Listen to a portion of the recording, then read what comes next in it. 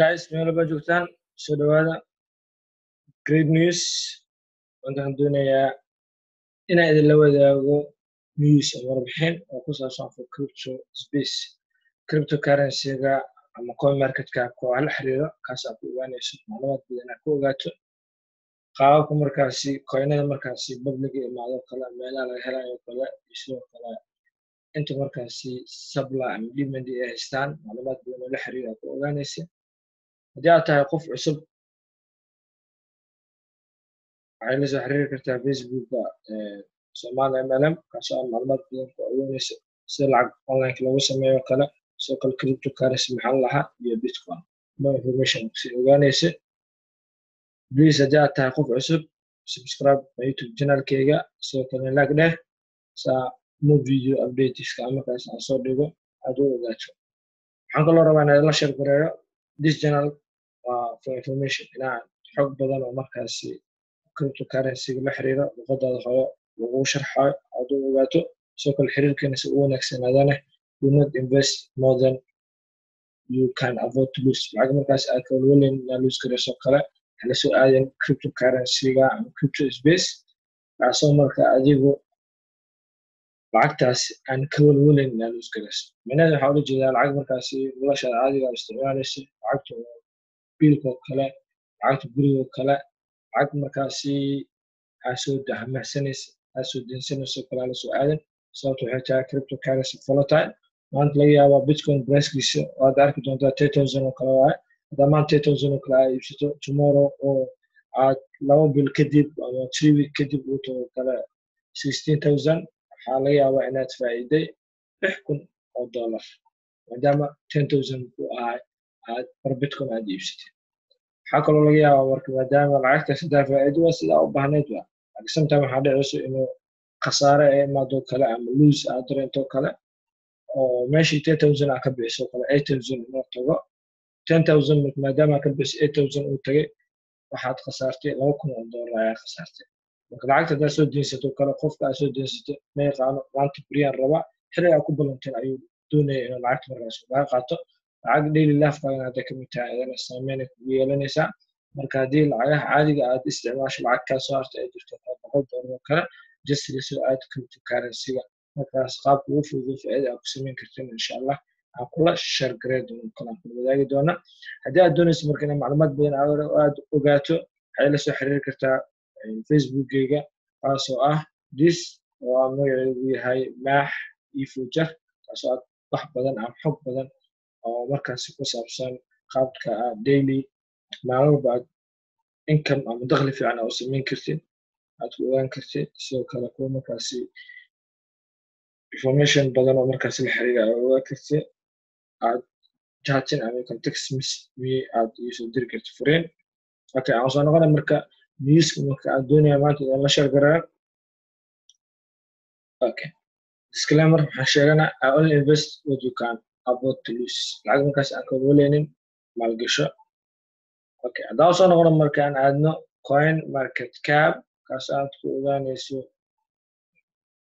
all coinska markaasi imaada marketka aad ku ogaanayso market capitalization. market capitalization markaa imaado haddaad doonaysa inaad ogaato qaybta URL-ka waxaad kusoo qori doontaa linki www.coinmarketcap kadib waxaa kusoo kici doona this page-ka markaas aad ku arkayso dhammaan cryptocurrency-ga meelaha ay ku midoobeen all market-yadooda lagu arkayo waxaa ka mid ah number 1 haddaa jarti aan la sharxo bitcoin ethereum ripple bitcoin cash qaybtan waxaa lagu yaqaanaa hash waxa waaye inta numbers ay yihiin 1 2 inta markaasi oo xaadirka ku ah marketka hadda waqtiga xaarka la hadlayo waxaa xaadir ku ah cryptocurrency 1541 mar oo markaasi cryptocurrency markaas lacagaha markaas jiro caalamka laga isticmaalo marka loo eego kale digitalka ah oo cryptocurrency-ga marketkana waxaa xaadir ku ah 8,903 capitalization-kooda marka loo eego kale oo ah 5 billion taas waxa waaye growing ayuu sameynayaa marketka. inta markaan imaano marka qaybtan waxaan dhahnay waa numberska waaye qaybtan nameka waa magacyada markaasi oo la xiriira Bitcoin oo kale, Ethereum, Dash, Ripple, Bitcoin Cash, Litecoin, Cardano, Neo intaas iyo in la xiriiro oo hoos aad ku arki doonti. waxaa kaloo rabaa inaan ila sheer gareeyo qaybtaas markaan kasoo tagno. qaybtan waxaa loo yaqaanaa market capka. micnaheedu waxaa waaye Bitcoin coin market capkeeda oo caadiga ah guud ahaan marka la soo daro kale market capkeeda inta uu markaas u gaarayo waxaa waaye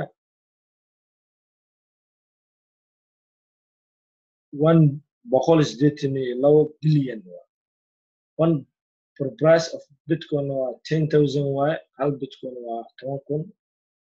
bishii February kale wuxuu ahaa 80,000. hadda wuxuu sameynaa this green qiimihiis pricekiisa kor ayuu isu socdaa. sidoo kalena waxa waaye volume 24 hours maalintiiba waxa waaye circulationka inta sameeya 24 hours waxa waaye 8 billion 221. okay qaybtan waxa waaye circulation supply. markaas circulationka sameynaya supply charge 24 hourska. Ethereum ma lamid tahay coin market capkeeda. sidoo kale pricekeeda waxa waaye 9,666.33.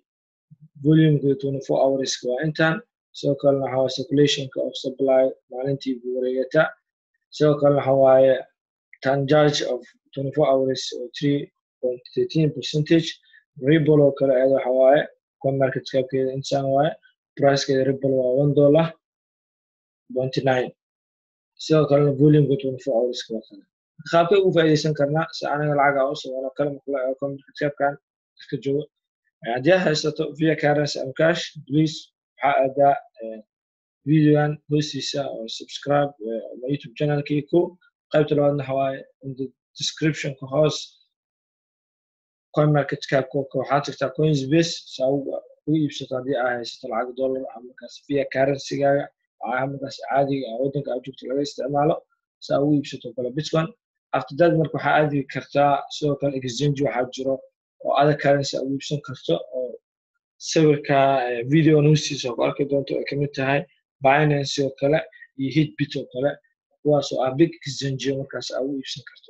tusaale marka haddii aad lacagaha daily usagekaaga ka laga reebo ay tahay oo kale $100 $10 kamid ah hadda maanta Ripple oo kale haddaad ku iibsato waqti xaalkan video la sheegaraana $1 ah after 1 month and 2 months kadib laga yaabo ama 3 days kadib uu noqdo price oo Bitcoin had saadaan la sameynayo oo noqon doono $5 after 1 month and 2 months. waxaa laga yaabaa marka maadaama 10 kamid ah $100 haddaad ku iibsato $10 oo 10 kamid ah Ripple aad iibsato waxaad haysataa 10 Ripple ayaa haysataa.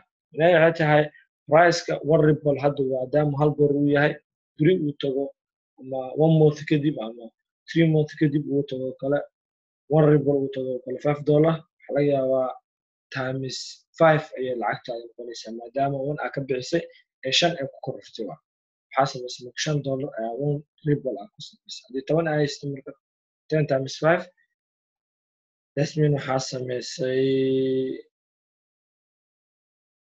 10 times 5 times 10 waa $50 ayaa markaas aad faa'iido. sidoo kale waxaa kaloo lamid ah Litecoin oo kale haddaad ka iibsato kale 50 kale lamid ah maadaama pricekiisa uu sii kacayo. sidoo kale waxaa kaloo kamid ah Cardano ayadana profit aad ka samayn kartid. marka waxa waaye 10 cryptocurrency markaas ugu sareeyo kale ama 50 oo kale haddaad markaas qaar kamid ah ka iibsato aad markaasi faa'iido fiican aad ka samayn kartid. okay guys, this is my information. halkan maadaama aan jeclayn video inuu long noqdo sidoo kale please subscribe my YouTube channelkayga saa macluumaad badan aad u ogaato. waxaa kaloo soo socda video kale aan wadi doono kale. okay bye peace.